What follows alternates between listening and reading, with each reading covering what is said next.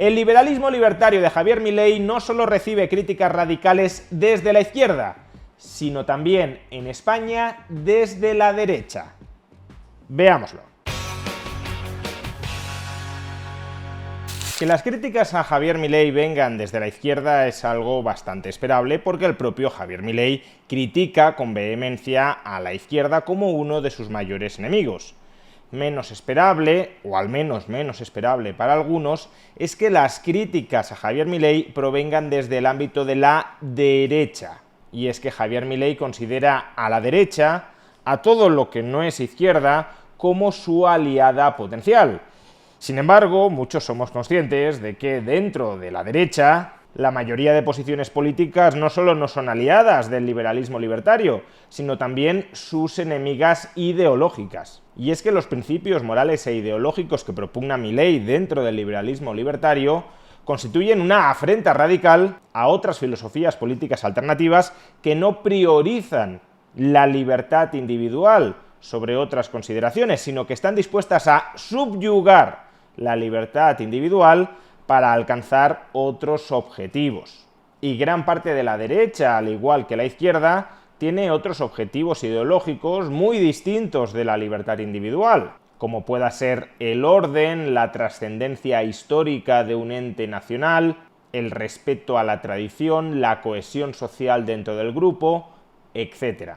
Y claro, entre todos aquellos derechistas que prioricen alguno de estos valores por encima de la libertad individual, las ideas de Javier Milei serán radicalmente incompatibles con su visión política.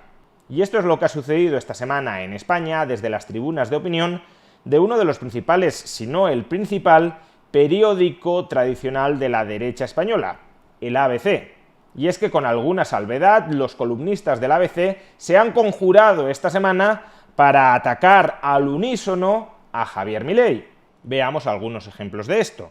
Comencemos con un artículo de Ignacio Camacho, antiguo director del ABC. Guerras culturales, derrotas electorales. Vayamos directamente al último párrafo, que es donde aparecen las críticas a Milei. Figuras como Milei pueden enardecer a sectores ya convencidos para quienes su altisonante bizarría dialéctica actúa como un factor de autoconfirmación y desahogo, pero su éxito procede de la desesperación de una sociedad destruida como es la Argentina, donde sus medidas de choque han levantado algunas cifras macroeconómicas hundidas en la catástrofe peronista. El discurso anarcoliberal chirría frente al consenso estructural europeo, levantado sobre el capitalismo compasivo y el estado de bienestar cuyos fundamentos han dejado de pertenecer exclusivamente a la socialdemocracia. Agitar ese u otros espantajos similares solo sirve para desplazar al centro-derecha del consenso ecléctico donde se asienta su fortaleza estratégica. Por cada voto ya asegurado que atornilla, se moviliza en sentido contrario dos indecisos espantados ante el ruido de la motosierra. El fragor de las guerras culturales conduce a derrotas electorales recibidas con cara de sorpresa. Por traducir al román paladino lo que está afirmando aquí Ignacio Camacho, que el centro-derecha español, el PP, no se acerque demasiado a Milei y no emule a Milei, porque Milei y el discurso de Milei en España movilizan a la izquierda. Y si el objetivo del centro-derecha es ganar las elecciones y gobernar, entonces tiene que adoptar un discurso compatible con el consenso socialdemócrata europeo, donde se acepta un cierto capitalismo combinado con un hiperestado de bienestar. Por tanto, nada de guerras culturales, nada de intentar persuadir a la población de que otros valores y otro modelo de sociedad es posible, sino más bien abrazar el statu quo político, cultural e ideológico para maximizar las probabilidades de conquistar el poder. Y cuidado, a diferencia de los otros artículos que comentaremos a continuación, este diagnóstico de Ignacio Camacho no me parece desacertado. Por desgracia, creo que el PP tiene más opciones de llegar al poder si no se acerca demasiado a Milei y si no adopta el discurso de Milei, que si hace lo contrario, porque en efecto la mayor parte de la sociedad española es una sociedad embuida de socialdemocracia y de estatismo. Y salvo en momentos de crisis muy profunda donde hay dudas ideológicas existenciales, es poco probable que la mayoría de ciudadanos abracen modelos políticos y económicos alternativos a los existentes, por muy persuasivo que intente ser un político. Ahora bien, esto solo pone de manifiesto una vez más que la política no es una batalla ideológica por tratar de promover aquellas ideas y aquellas políticas que los candidatos a políticos consideran mejores para la sociedad. La política es una batalla por conquistar el poder. Y lo que está diciendo Ignacio Camacho es que, aunque haya gente en el PP que considere que Milei tiene razón y que el ideario de Milei es el correcto, tiene que renunciar a él para conquistar el poder. Una apreciación que, por cierto, es bastante interesante cuando la ponemos en relación con las críticas vertidas por otro articulista del ABC, Pedro García Cuartango. Pedro García Cuartango fue jefe de opinión y posteriormente director del diario El Mundo, pero ahora está colaborando con ABC, y también ha criticado a Javier Milei en otro artículo. Milei y el dragón. Dicen las crónicas que Javier Milei suscitó una mezcla de fervor y emoción durante su intervención en el Casino de Madrid. Milei no deja indiferente a nadie, de suerte que sus detractores y sus seguidores se dividen casi por igual en Argentina. Aquí los medios de comunicación han incidido en su carácter provocador y sus estridencias. Hitler escribió en el Mein Kampf que un gran teórico resulta rara vez un gran caudillo. Este es uno de los rasgos más destacados del presidente argentino, que ofrece soluciones fáciles para resolver problemas complejos. Es llamativo que García Cuartango diga esto cuando Milei desde un primer momento ya señaló que la salida de los problemas de Argentina, la superación de los problemas de Argentina, no sería en absoluto sencilla y requeriría de muchos sacrificios. Es más, son muchos los liberales dentro de Argentina que, con razón o sin ella, no voy a entrar ahora en esa cuestión, critican a Milei por no haber dolarizado ya la economía, por no haber cerrado ya el Banco Central, por no haber levantado ya el cepo cambiario, por no haber bajado de manera muy drástica los impuestos, etc. Todos estos mensajes son promesas de Javier Milei, pero promesas que él mismo señaló que no podría aplicar de manera inmediata, sino que iría trabajando progresivamente para que se pudieran llevar a cabo. Veremos si finalmente en el futuro termina siendo así. Pero desde luego Javier Milei ni prometió soluciones mágicas instantáneas, ni desde luego se ha puesto a tomar medidas a lo loco sin tener en cuenta el contexto político, económico y social de la Argentina. De hecho, sigamos leyendo para comprobar la contradicción en la que incurre Cuartango. Veremos cómo funciona la liberalización de la economía que ha prometido. En cualquier caso, y según The Economist, siempre riguroso, Milei ha equilibrado el déficit fiscal, ha reducido la inflación y ha fortalecido la moneda, aunque la desigualdad y la pobreza han crecido. Vamos a ver, o ha logrado todo esto con soluciones sencillas, en cuyo caso es extraño que nadie las haya aplicado hasta el momento, o quizás que las soluciones que está aplicando no son tan sencillas y de momento, al menos en algunas materias, están funcionando. Ralph Dahrendorf señala que el populismo siempre va acompañado de la demagogia. El diccionario de la Real Academia define el término como práctica política consistente en ganarse con halagos el fervor popular. Milei dice lo que sus partidarios quieren escuchar, y lo hace con un estilo directo y provocador que entusiasma a sus bases. Esto es bastante llamativo, porque recordemos que Ignacio Camacho en el artículo anterior nos decía que el PP no se tenía que acercar al discurso de Milei porque era un discurso muy impopular. Y aquí García Cuartango nos está diciendo que Milei es populista porque le dice a sus bases lo que esas bases quieren escuchar.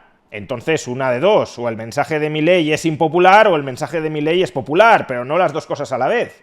¿Y acaso cabría intentar lograr una cuadratura del círculo señalando que lo que es impopular en España es popular en la Argentina? Que el discurso de Milei no arraiga en el contexto español, pero sí arraiga en el contexto argentino. Pero lo que desconocería este argumento es que el discurso de Milei no arraigaba en absoluto en Argentina, muchísimo menos incluso que en España, hace cosa de 5 o 6 años, que fue precisamente la batalla cultural que dio Milei, y no solo Milei, pero sí principalmente Milei, el que ha conseguido que una mayoría de la población hoy reclame más libertad, que es justamente lo que promete Milei. Pero no es que Milei se haya encontrado con un clima liberal libertario mayoritario, o al menos bastante amplio dentro de la Argentina, y esté dándole a ese público lo que ese público reclama sin tener en cuenta el contexto en el que se producen esas reclamaciones. Al contrario, Milei ha estado años y años trabajando desde muy diversos ámbitos, incluidos los medios de comunicación, para persuadir a gran parte de la ciudadanía argentina de que el camino correcto a seguir, con sus baches, con sus obstáculos, con sus complejidades, es justamente el que ahora Milei, como político, como presidente de la Argentina, está tratando, o eso dice al menos, de aplicar. Pero sigamos. La principal característica del populismo es su afán por establecer una división entre el pueblo, entendido como un ente puro e ideal, y las élites, que siempre son corruptas y egoístas. El líder, por no decir el caudillo, es quien encarna y personifica los intereses del pueblo frente a esas élites corrompidas. Milei intenta conectar con los argentinos prescindiendo del Parlamento y las instituciones. Nuevamente, esta me parece una crítica genérica de García Cuartango a Milei sin conocer la realidad de la política argentina. ¿Cómo que Milei pretende prescindir del Parlamento y de las instituciones? Si lleva 6 meses negociando con la Cámara de Representantes y con el Senado para tratar de aprobar su primera ley en 6 meses, ley de bases y puntos de partida para la libertad de los argentinos. ¿Por qué en 6 meses Milei todavía no ha conseguido aprobar ninguna ley? ¿Porque busca prescindir del Parlamento o porque se está sometiendo a él? A pesar de la caricatura que muchos quieren hacer de Milei, como una especie de dictador que se está cargando las instituciones argentinas, de momento al menos, ya veremos en el futuro, como con cualquier político, pero de momento al menos Milei está respetando escrupulosamente la institucionalidad argentina. Y por tanto este tipo de críticas solo ponen de manifiesto un desconocimiento de la figura de Milei y de la realidad política argentina. El populismo se ha expandido en Europa desde la brutal crisis de 2008 y ha triunfado en Argentina, que era un país arrasado y expoliado por el peronismo. Dicho con otras palabras, solo medra en la insatisfacción. Sin este caldo de cultivo no existiría. Quienes han votado a Milei pensaron que poco o nada podían perder tras el desastre de los Kirchner y Fernández. Aquí García Cuartango sí tiene un punto de razón, y es que, como ya he señalado antes, la inmensa mayoría de ciudadanos solo está dispuesta a cuestionarse el statu quo político y económico existente cuando éste fracasa de manera estrepitosa. Cuando el statu quo existente da más o menos ciertos resultados, aunque sean resultados mediocres, la mayoría de la población abraza ese statu quo, porque los seres humanos tenemos un sesgo favorable hacia el statu quo, sea este el que sea.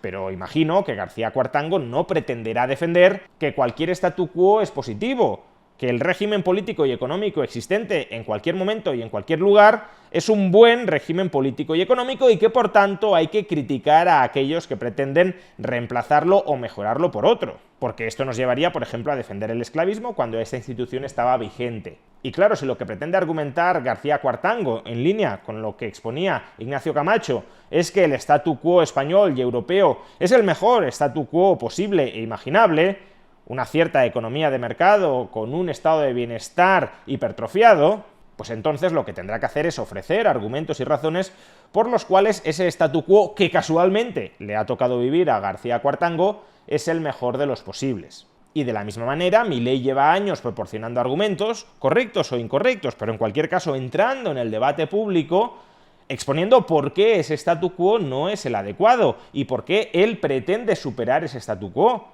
Pero oponerte al statu quo existente no te convierte per se en populista, sino, repito, los antiesclavistas del siglo XIX serían populistas. Más, todo líder populista tiene un componente mesiánico. Milei se ha presentado como elegido por el destino para salvar a Argentina de la destrucción, pero eso requiere la abolición del orden existente y la liquidación de las clases dominantes. Su retórica recuerda mucho a la dialéctica amigo-enemigo de Carl Smith. Primero, no sé qué entiende García Cuartango por abolición del orden existente. Si se refiere a cambiar radicalmente, a superar el statu quo existente, pues sí, es bastante obvio que Milei quiere cambiar radicalmente el statu quo político y económico argentino. No lo ha ocultado nunca, pero de nuevo creo que no se puede criticar a un líder político simplemente por querer cambiar el statu quo. Descalificar a quien vaya en contra del statu quo como populista, insisto, repito una vez más, sería lo mismo que descalificar a los antiesclavistas del siglo XIX como populistas por ir en contra del esclavismo. Habrá que criticar la dirección el modelo, la alternativa que ese líder proponga. Y habrá modelos alternativos que sí sean populistas, pero no todos por necesidad han de serlo. Y si García Cuartango cree que el modelo de sociedad que ofrece Javier Milei encaja con el populismo, que lo argumente, pero que no diga meramente que quiere abolir el statu quo existente. Y de nuevo, tampoco sé qué entiende García Cuartango por liquidación de las clases dominantes. Si se refiere a eliminar todos los privilegios que políticos y empresarios tienen dentro de la Argentina para enriquecerse parasitando a los ciudadanos, en forma de protecciones y en forma de transferencias de ingresos, pues entonces claro que Milei quiere abolir esos privilegios de la clase dominante. Claro que quiere liquidar ese parasitismo propio de la clase gobernante argentina. Ahora, si García Cuartango está sugiriendo algún tipo de liquidación física de las clases gobernantes argentinas, eso ya sería un desbarre completo. Y por último, me parece cuando menos llamativo que García Cuartango reniegue de la división básica de la política, como es la división entre amigo o enemigo.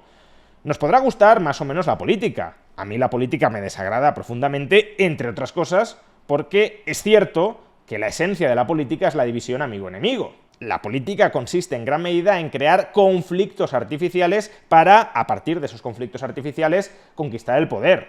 Pero es que eso es la política, o al menos la política sin romanticismos. Solo hay que ver la división política básica de una sociedad, los partidos políticos. ¿Por qué los llamamos partidos políticos? Porque son organizaciones de parte, partidistas, es decir, que representan a una parte de la sociedad que tiene un conjunto de intereses, de proyectos, de ideas que se consideran irreductibles a los intereses, a las ideas, a los proyectos de otra parte de la sociedad. Y por eso la lucha entre partidos políticos es una lucha de suma cero. Si gobierno yo, no gobiernas tú.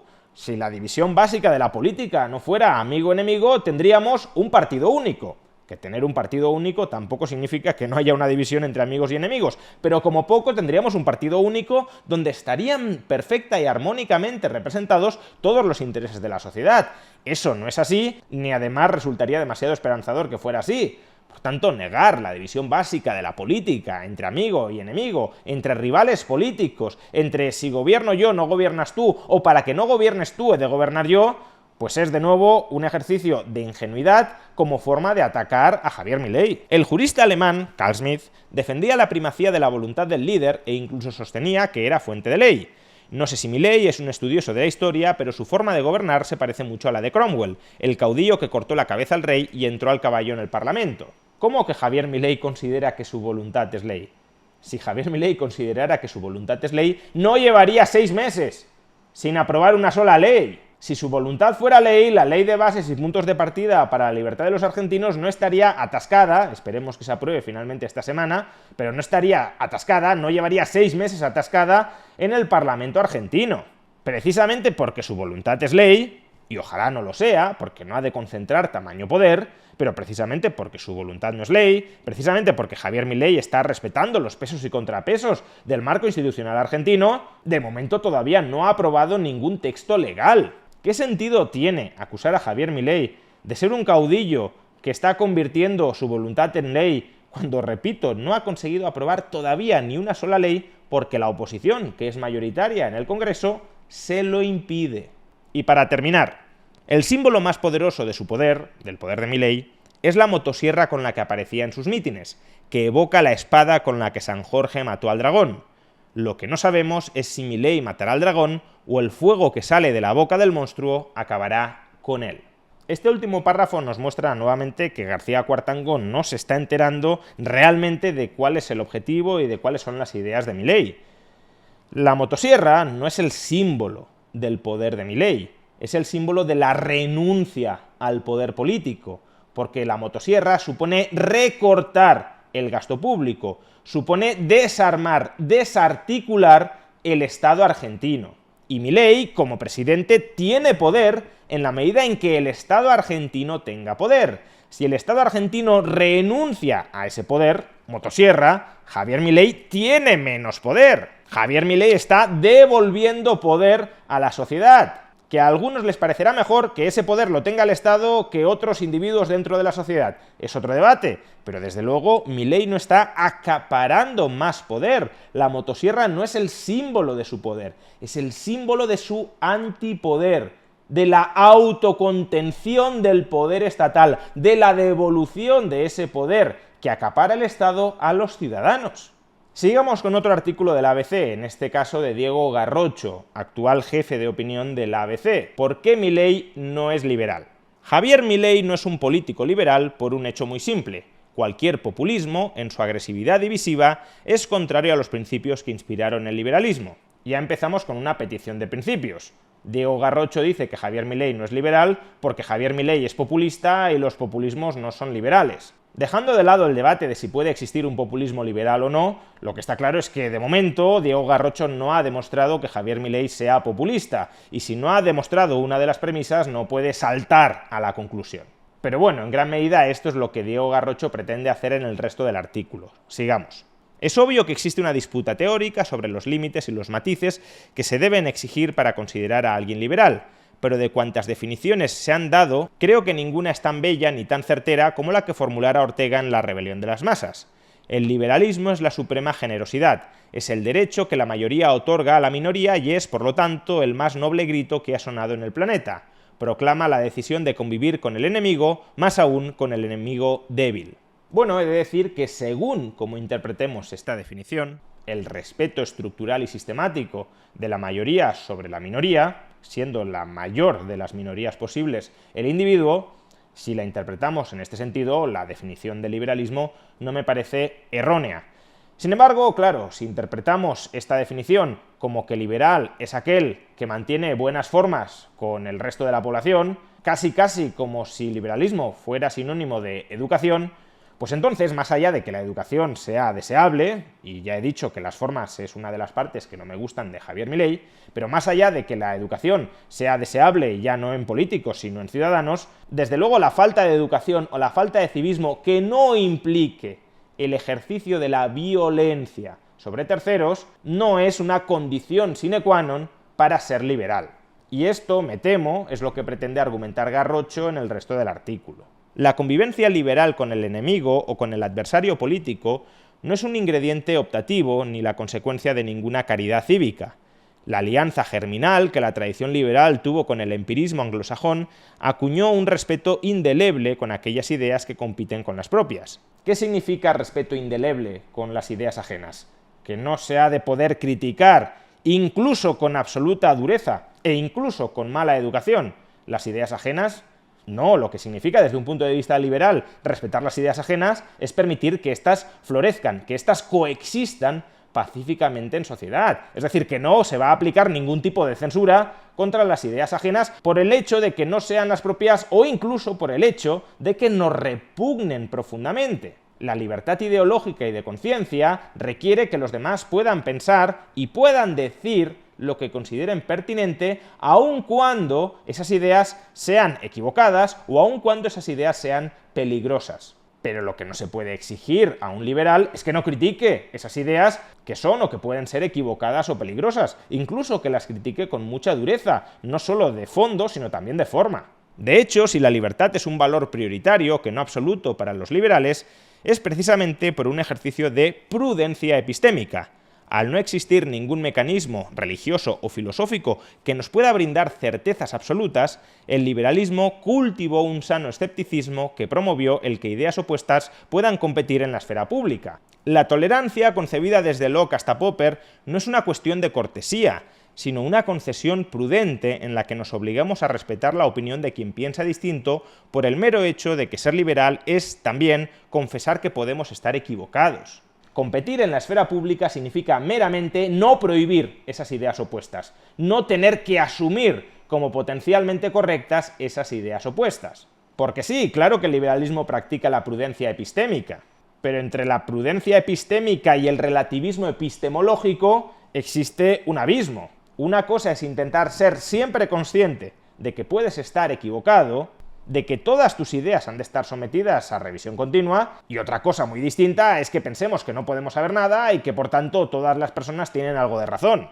¿Uno puede considerar el nazismo o el estalinismo una aberración ideológica y política? Por supuesto que puede hacerlo. ¿Significa que si atacamos con dureza, incluso insultando al nazismo y al estalinismo, estamos siendo poco liberales? Pues obviamente no. Ahora bien, si prohibiéramos que se editara el Mein Kampf o las obras de Stalin, por supuesto que ahí, al utilizar la violencia contra ideas ajenas que nos parecen detestables, estaríamos siendo poco liberales. Pero una cosa es el ejercicio de la coacción estatal o de la coacción política en la esfera pública, y otra muy distinta, que debamos entrar en la esfera pública diciendo que no podemos saber nada y que tampoco nos vamos a pelear con otras ideas porque a lo mejor ellas tienen la razón y las nuestras no, y por tanto es mejor dejarlo en tablas. Un político liberal jamás faltaría al respeto a las opciones antagonistas y nunca quebraría la solemne ritualidad de la democracia ni de sus instituciones. La motosierra de Milei, su discurso confrontativo o la persistente descalificación de quien piensa de manera diferente a él desacreditan su condición liberal, por más que el presidente argentino insista a gritos en la conveniencia de bajar impuestos. A ver, como mucho podrás decir que Milei es un liberal maleducado, pero en tanto en cuanto Milei no está defendiendo en ningún momento emplear las instituciones del Estado para perseguir a aquellos que piensan distinto a él, o para pasar de la confrontación intelectual e ideológica a la persecución política, a la limitación de los derechos del otro por el mero hecho de pensar distinto a ti, no podrás afirmar que Milei está incurriendo en ningún comportamiento que quepa reputar de antiliberal. Que será un político liberal cuyas formas te gusten más o te gusten menos, pero estamos hablando de las formas de su política liberal, porque en el fondo de su política liberal no ha adoptado ninguna decisión que atente contra nada de lo que estás diciendo arriba. Ninguna de las decisiones de Javier Milei impide, limita la libertad de terceros para que expresen sus opiniones en la esfera pública. Y eso es lo sustancial del liberalismo. El respeto al proyecto de vida del prójimo, como dice Milei, pero el respeto en la esfera pública, en la esfera de lo político, no en la esfera privada. En la esfera privada tú podrás opinar sobre el proyecto de vida del prójimo lo que te parezca. Podrás opinar que el proyecto de vida del prójimo es una calamidad. Incluso podrás debatir en la esfera pública sobre la conveniencia o la inconveniencia de ciertos proyectos de vida del prójimo. Lo que no podrás hacer como liberal es debatir en la esfera pública sobre la conveniencia de reprimir violentamente los proyectos de vida del prójimo. Eso sí son ideas genuinamente antiliberales. Y por tanto, para negarle la condición de liberal a Milei, tendrás que explicitar, y no lo has hecho en todo el artículo, medidas adoptadas en la esfera pública, en la esfera política, que atenten contra la libertad individual de alguien. Sigamos. La libertad es algo lo suficientemente serio como para confiársela a mejores capitanes, y por estricto respeto a la etimología clásica del término, la liberalidad nunca podrá desconectarse de la generosidad civil y económica. Hay, de hecho, muchas páginas de insignes liberales como John Locke, Adam Smith o John Stuart Mill que servirían para impugnar el desprecio absoluto con el que Javier Milei habla de la justicia social. Ya que parece que tiramos de la falacia de autoridad, sigamos con la falacia de autoridad. Uno de los principales críticos de la idea de justicia social es Friedrich Hayek. De hecho, la mayoría de las críticas que formula Javier Milei contra la justicia social vienen de los escritos de Friedrich Hayek, concretamente del segundo tomo de su libro Derecho, Legislación y Libertad, el espejismo de la justicia social. ¿Le va a negar Diego Garrocho la condición de liberal a Friedrich Hayek? Una cosa es que pretenda defender que la justicia social puede tener cabida dentro del pensamiento liberal. Desde mi punto de vista, no, pero es otro debate. Ahora, expulsar del liberalismo a quienes critican la justicia social como hiperlegitimidad del Estado para atentar contra la libertad personal y contra los derechos de propiedad existentes con el objetivo de redistribuir los ingresos y la riqueza y ajustarla a un patrón distributivo de las clases políticas dirigentes o de las masas democráticas, pues hombre, pretender que aquel que critica eso es antiliberal es terminar vaciando de contenido el liberalismo.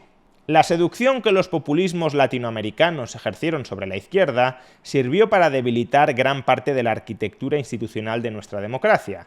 Lo lamentable es que ahora haya una parte de la derecha dispuesta a arrojarse por el mismo precipicio agarrándose a una bandera de signo contrario. Lo mismo es una corriente política que pretende eliminar el Estado de Derecho para concentrar todo el poder del Estado, todo el poder incrementado del Estado en las manos de un caudillo, de un tirano, eso, que son los populismos de izquierda latinoamericanos, que Javier Milei, que lo que dice que pretende, ya veremos si es así, pero al menos lo que dice que pretende es limitar al máximo el poder del Estado, respetando el Estado de Derecho y la separación de poderes, pero limitando al máximo el poder del Estado para que los ciudadanos tengan más autonomía dentro de la sociedad civil. Oye, hermanos gemelos, separados al nacer. Con críticas tan fundamentadas no me extraña que la derecha española sea un completo erial ideológico. Y terminamos con el cuarto articulista de ABC, que también esta semana ha cargado frontalmente contra Javier Milei. En este caso, a alguien de derechas, pero que desde luego no pretende pasar por liberal. Juan Manuel de Prada. ¡Muera la libertad de Milei! ¡Carajo! Vayamos a la segunda parte del artículo, que es donde está la crítica sustantiva. A Milei y Ayuso los une una exaltación frenética y carajosa de la libertad, que ambos invocan con insistencia maniática, pero esta invocación de la libertad como ideal absoluto, sin incluir un ¿para qué?, libertad para que cada uno pueda perseguir su proyecto de vida, el que sea, respetando al mismo tiempo los proyectos de vida del prójimo, sean estos los que sean.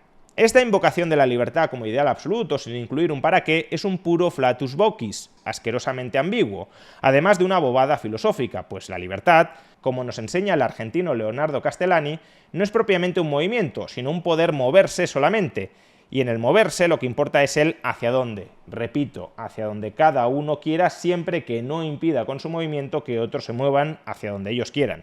En efecto, es la dirección del movimiento lo que lo hace bueno o malo. Es el objeto de la libertad lo que hace de ella uno de los más preciosos dones que a los hombres dieron los cielos. Aquí hay un problema de base, y es que Juan Manuel de Prada puede pensar que ciertos usos de la libertad de una persona son usos que son degradantes, o malos, o inconvenientes para esa persona. La cuestión es si Juan Manuel de Prada tiene alguna legitimidad para ejercer la coacción contra esa persona por el hecho de que Juan Manuel de Prada considere que el uso que esa persona está haciendo de su libertad es un uso inadecuado. Y cuidado, no estoy comprando el argumento relativista, en el que casi incurre Garrocho, de que todos los proyectos de vida son buenos o son respetables y no merecen ser sometidos a ninguna crítica. No. Lo que estoy diciendo es que por la prudencia epistémica, aquí sí, que reivindicaba Garrocho, no debemos utilizar la coacción por mucho que creamos que esas otras personas se están equivocando.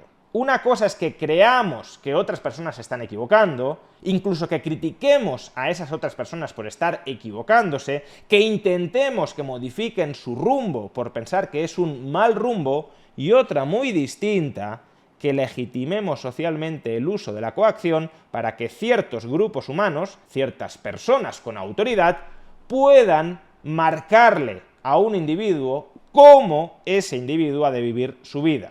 Pero en la libertad que invoca Milei, como lamentablemente en la que invoca Ayuso, no se menciona nunca el hacia dónde. Repito una vez más, el hacia dónde es hacia donde cada persona quiera ir, punto. Sino que es una libertad concebida como poder absoluto de autodeterminarse, la pura soberanía de la individualidad, entendida como mera voluntad subjetiva. Mera voluntad subjetiva para construir tu proyecto de vida, para vivir tu vida como consideres mejor vivir tu vida, y no para vivir la vida que otros quieren que vivas. Milei y Ayuso invocan, en definitiva, la hórrida libertad del querer hegeliana. La libertad del querer y la libertad del hacer. No solo volición, sino hacer lo que uno quiere hacer, siempre y cuando, y este es el núcleo de la libertad, respete simétricamente ese mismo derecho de otros. Libertad del querer hegeliana que no discierne entre lo bueno y lo malo, sino que se guía por el puro deseo personal. Ayuso lo especificó en cierta ocasión de manera muy gráfica, defendiendo que las menores pudieran abortar porque no puedes obligar a nadie a llevar una vida contraria a la que ha deseado, y defendiendo a la vez la objeción de conciencia de los médicos que no quieran perpetrar abortos. Meter aquí la polémica del aborto es hacer trampas, y es hacer trampas porque el concepto de libertad que defiende Milei no es incompatible con oponerse al aborto. De hecho, el propio Milei se opone al aborto. No estoy diciendo que haya que oponerse al aborto, digo que es un tema bastante más complejo. ¿Por qué? Porque en el caso del aborto, el proyecto de vida de una persona, de la mujer embarazada, atenta potencialmente contra el derecho de otra persona, el nasciturus. Entonces, claro que desde un punto de vista liberal, que entiende la libertad como la defensa de cada individuo para autodeterminarse, si lo queremos decir así, cabe criticar el aborto, porque ese aborto puede estar, de hecho, anulando a otra persona y, por tanto, la capacidad de esa otra persona para autodeterminarse.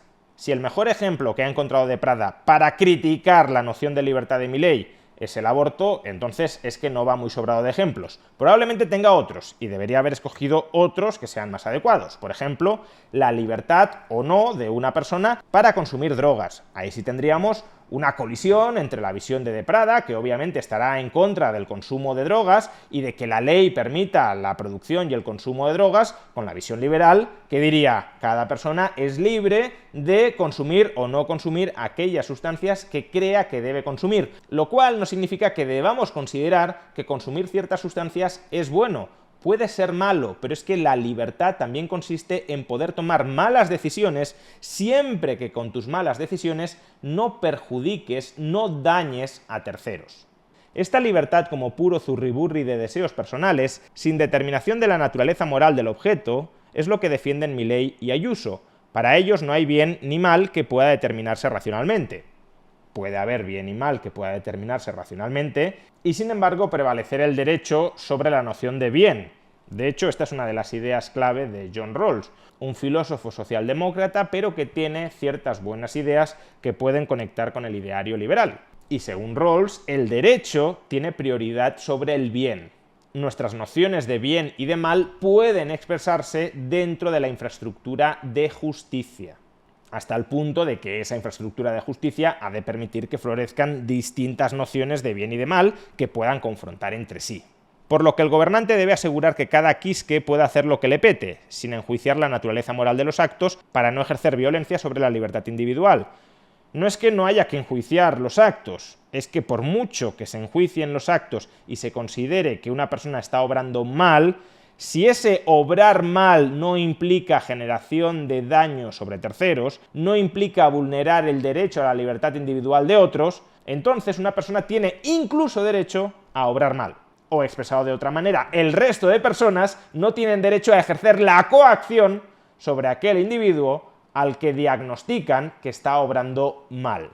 Frente a esta lamentable libertad sin hacia dónde que postulan Milei y Ayuso, fábrica insomne y estajanovista de socialistas, hay que volver a predicar la libertad cebartina y castellaniana, que es un estado de obediencia. El hombre, escribía el gran maestro argentino, se liberta de la corrupción de la carne obedeciendo a la razón, se liberta de la materia sujetándose al perfil diamantino de una forma, se liberta de lo efímero atándose a un estilo, de lo caprichoso adaptándose a los usos, se liberta de su infecundidad solitaria obedeciendo a la vida, y de su misma vida caduca y mortal se liberta, a veces, perdiéndola en obediencia a aquel que dijo «yo soy la vida». Esa es la libertad y la vida hermosa en la que creemos, y así podemos exclamar exultantes «muera la libertad de Milei, carajo». Bueno, en este último párrafo de Prada únicamente está diciendo que una vida con significado, una vida que en última instancia merecerá ser vivida, es una vida en la que sometemos nuestros instintos más primarios a la obediencia a un ente superior, por ejemplo al Dios de la Iglesia Católica. Y el liberalismo no va en contra necesariamente de esto. El liberalismo, por supuesto, es compatible con que el proyecto de vida de una persona consista en tener fe religiosa y en seguir los mandamientos propios de esa fe religiosa. Es decir, el liberalismo es compatible con que una persona se convierta en obediente de una institución, de unas ideas o de otras personas. Con lo que no es compatible el liberalismo es con que nos impongan a todos coactivamente esa obediencia. Es decir, el liberalismo no es compatible con una suerte o desgracia de teocracia religiosa. Si de Prada cree que la vida que merece ser vivida, la libertad que merece ser disfrutada, es aquella que tiende hacia lo bueno, y que lo bueno es lo que marca la religión católica, pues que entregue su vida al proyecto de hacer proselitismo para la salvación de las almas. El liberalismo nada le reprochará al respecto porque el liberalismo defenderá el marco institucional que permitirá a de Prada dedicar, sacrificar su vida a ese propósito. Ahora, lo que sí rechazará el liberalismo es que el señor de Prada pueda imponer coactivamente a todos los ciudadanos su proyecto de vida, la fe religiosa católica que considera que es buena, al igual que también rechazará que los ateos u otros movimientos religiosos impidan que el señor de Prada viva su fe católica y haga proselitismo de su fe católica.